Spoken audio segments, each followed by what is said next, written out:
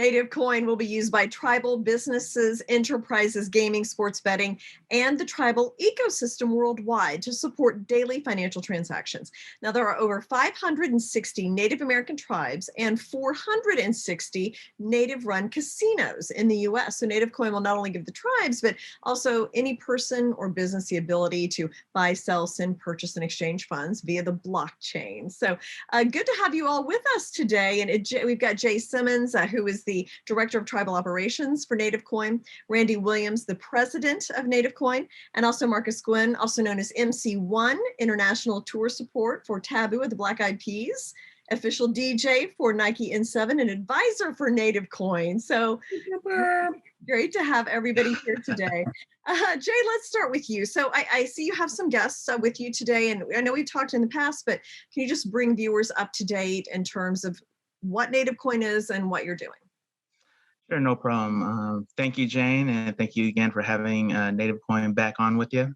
As always, it's a pleasure.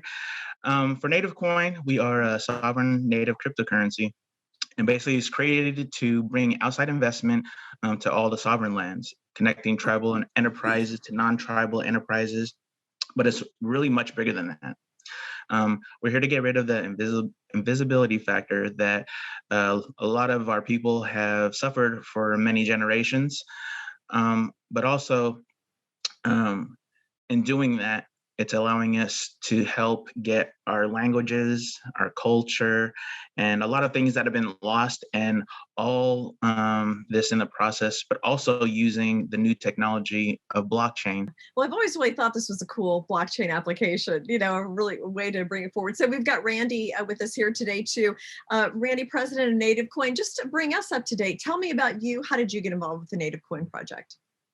Well, these guys brought it to me. I thought it was a great idea for the tribes. I've worked for tribes my whole life.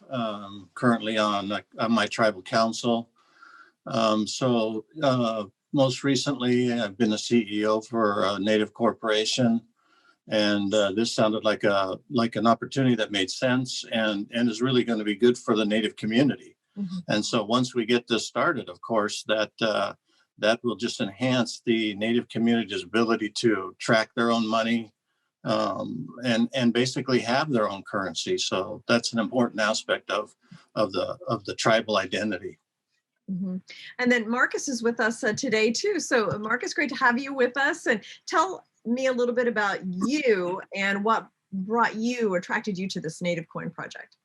Well, Hawaii, Jaje Wite, Marcus. Hello, my name is Marcus Osage, Potawatomi, Delaware, Puerto Rican on my dad's side. I really want to thank you so much for having me along here. So my story is that, I'm kind of an entertainer. So I dabble in entertainment. I DJ, like you said earlier, with Nike N7. I get to work with people like Taboo from the Black Eyed Peas. And one night, Taboo and I were doing an interview show on the internet, and Native Coin saw us, and we were talking that night about the invisibility factor in tribal communities. Turns out research was done, and one of the number one things that we face in Indigenous America is, before any health disparities or any of the statistical things that we have to try that are challenges, the number one thing we battle is our invisibility, that people forget that we're here, or we're replaced with romanticized ideas of us. So we were talking about that night. Native Coin was watching, and next thing you know, that's where we overlap, is in trying to combat that invisibility. And that's how I came to the party. Okay, so it's kind of serendipitous. They were watching that night, and here you are. So Randy, I know we've talked about 2021, and it seems like every time that I talk to you guys, there's some kind of update or some new thing. Bring us up to date on where you're looking this year and how things look for Native Coin. Well, we're looking at basically an introduction of cryptocurrency to tribes, and that in itself is going to be, the challenge, right? Because not all the tribes understand cryptocurrency, and it's such a new concept that we're moving it forward. That's our goal. Our goal is to place some.